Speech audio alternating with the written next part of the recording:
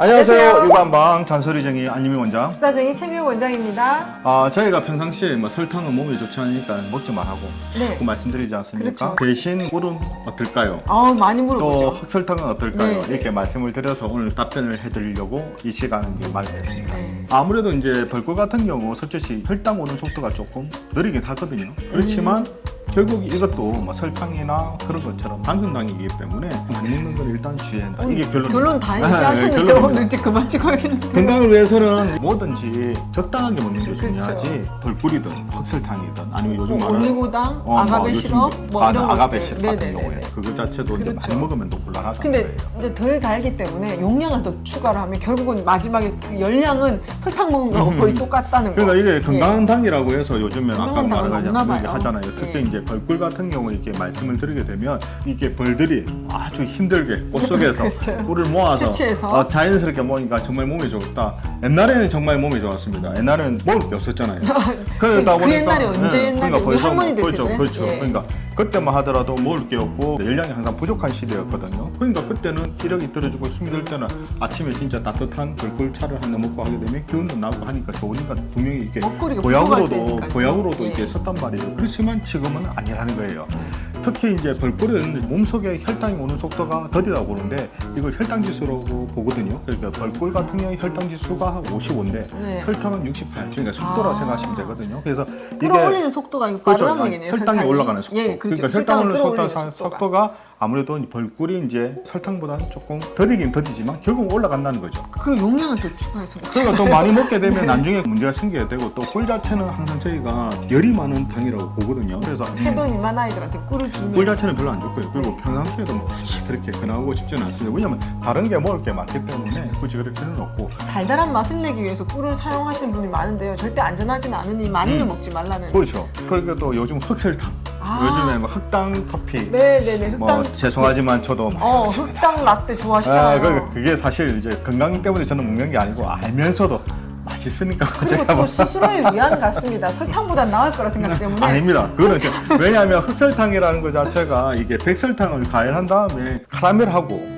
당면 같은 거 첨가해서 색을 이렇게 좀 까무티티하게 입힌 거거든요. 그래서 아무래도 이제 그래서 흑설탕 같은 경우는 가공이 덜 돼 있고 천연과 더 가까워서 건강에 좋지 않을까 생각하는데 그게 아니라 카라멜이라든지 카라멜로 이렇게 포장을 해줘. 달달하지만 또 당밀이라는 게 또 사상수수를 설탕으로 이렇게 정제하는 과정에서 나오는 그래서 저희가 또 안전하다고 비정제 사탕수수 당이라고 있습니다. 그걸 저도 먹었는데요. 결과적으로는 덜 달기 때문에 더 용량을 많이 쓰게 되고요. 그러니까 원래 이제 천연으로 하면 말도 그냥 비정제, 정제하지 않았으니까 색깔이 그대로라고. 그러니까 사탕수수 사탕수수 당이니까 원단이. 그것 자체는 아무래도 덜 가공됐으니까 몸에 더 좋긴 하긴 하지만 그리고 미네랄이 들었다는 또 그것 그렇죠. 때문에 사람들이 설탕보다는 비정제 좀 사탕수수를 낫겠죠. 쓰는데 아까 말씀드렸잖아요. 음식에 넣었는데 좀 안 단 거예요. 그래서 자꾸 2숟가락 더 넣게 되면 결과적으로 열량은 똑같아지거나 더 넘칠 에너지 총량 보존의 법칙에 듣는다.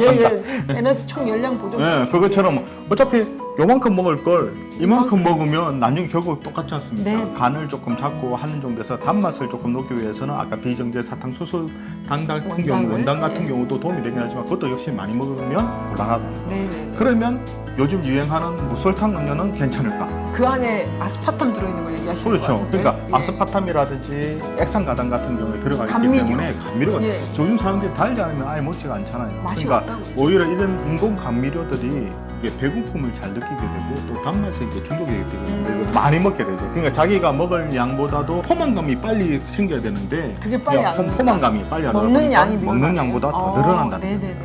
그래서 이제 그만 그런 드시죠. 부분이 특히 액상가당 같은 경우도 이게 보통 옷을 전문에서 이렇게 가당을 첨가한 거란 말이에요. 네. 그래서 설탕보다도 혈당을 더 빨리 올릴 수 있기 때문에 오히려 이제 아스파탐을 먹고는 무가당 음료죠. 먹고 나서 머리가 아프다는 사람들도 꽤 있습니다. 그렇죠. 무가당 좋아하시면 안 되겠네요. 차라리 저는 흑당 커피를 먹더라도 무슨 제로 같은 거는 잘 안 먹습니다. 네네네. 제로 콜라 같은 거. 그래서 저도 보면서도 마음의 가치가 느끼지만 일단 이거 먹고 다음에는 먹지 말아야지 생각하지만 그래도 알고는 있다는 거. 방송은 하시지만. 만약 제가 몰랐으면 그걸 2-3배 먹었을 겁니다. 그것도 그럼 장점이라서. 큰일 납니다.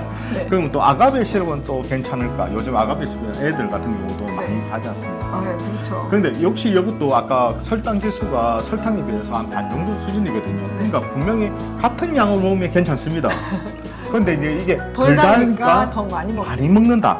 그렇게 되면 똑같아지나요? 곤란해지겠죠. 네. GI가 일단은 좀 낮더라도 용량을 많이 추가되면 결국은 비슷해지기 때문에 그거는 뭐든지 너무 단 건 좋지 않다. 그러니까 당이 이게 에너지로 사용되는 부동하고 달려서 이 간에서 대사를 거쳐야 되거든요. 그래서 대사 과정에서 이 지방 형태로 바뀌면서 이게 장기에 쌓일 위험도 있기 때문에 아무래도 당 섭취가 많게 되면 지방간이라든지 간 기능도 떨어질 수 그렇죠. 있다는 거죠. 아무래도 많이 결국은 쓰게 건강과 되니까. 관련이 있어서 단 거는 일단 많이 먹으면 안 된다. 왜 안 되나? 간 기능도 떨어진다. 뭘 아셔야 될 것 그러니까 같습니다. 아이들 같은 경우도 일단 단맛 자체를 너무 많이 먹는 게 썩 좋지는 않거든요. 그렇죠. 그래서 항상 저희가 어렸을 때부터 먹거리에 있어서 단 음식을 좀 적게 먹는 습관을 하는 게 나중에 커서도 건강에 정말 중요합니다. 자, 이처럼 이거 궁금한 이와 정보는 언제든지 댓글 달아주시게 되면 준비해 보도록 하겠습니다. 네. 우리 아이들을 위한 잔소리쟁이 안유미 원장. 수다쟁이 최미호 원장이었습니다. 좋아요와 구독하기도 잊지 마시고요. 다음 영상에도 만나 뵙겠습니다. 육아는 한방.